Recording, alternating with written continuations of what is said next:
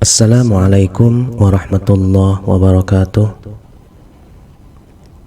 Alhamdulillahilladzi arsala rasulahu bil huda wa dinil haqq liyudhhirahu 'alad dini kulli walau karihal kafirun walau karihal musyrikun walau karihal munafiqun.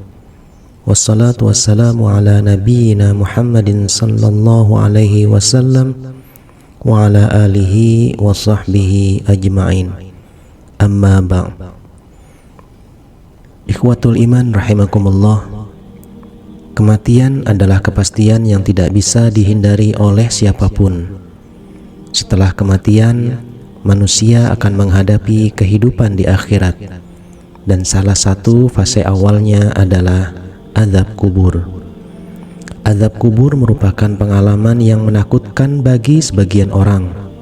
Namun, azab kubur tidak hanya berupa siksaan, tetapi juga pengalaman yang menyenangkan bagi orang yang beriman dan beramal soleh.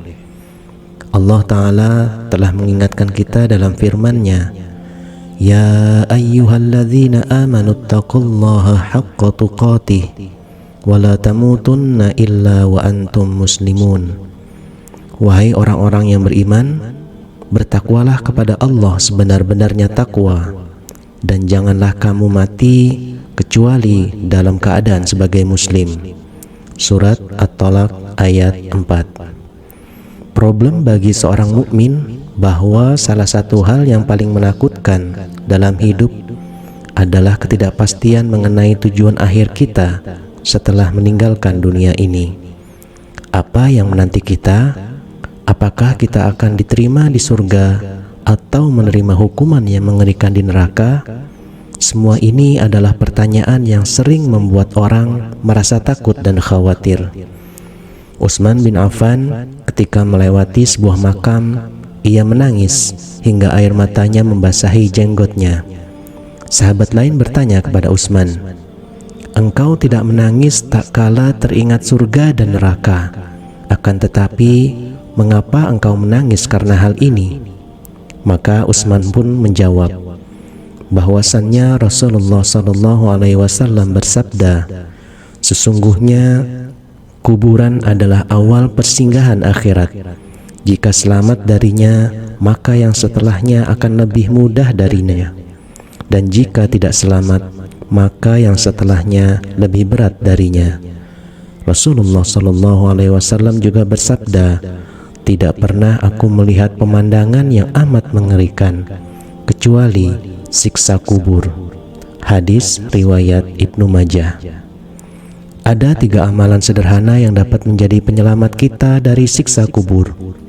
Yang pertama dan utama adalah selalu istiqomah dalam menjalankan ketaatan berupa amal soleh kepada Allah Subhanahu wa Ta'ala.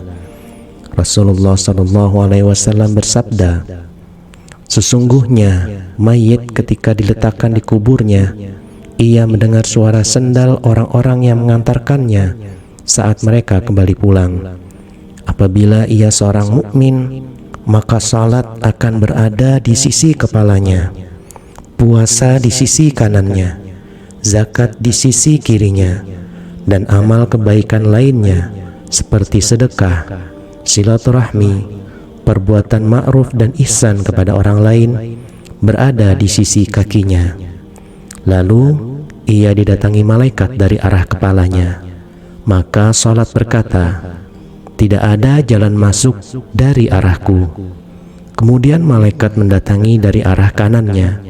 Maka puasa berkata, 'Tidak ada jalan masuk dari arahku.' Kemudian didatangi dari arah kirinya. Maka zakat pun berkata, 'Tidak ada jalan masuk dari arahku.' Kemudian malaikat mendatangi dari arah kedua kakinya. Maka amalan kebaikan berkata, 'Tidak ada jalan masuk dari arahku.' Hadis riwayat Ibnu Hibban. Amalan yang kedua adalah menjauhi sebab-sebab yang mendatangkan azab kubur.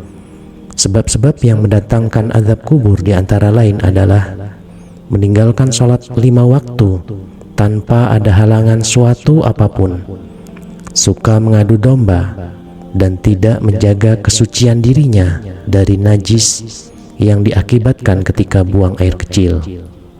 Nabi SAW melewati 2 kuburan. Beliau bersabda, "Sesungguhnya keduanya sedang diazab. Tidaklah keduanya diazab karena suatu perkara yang besar.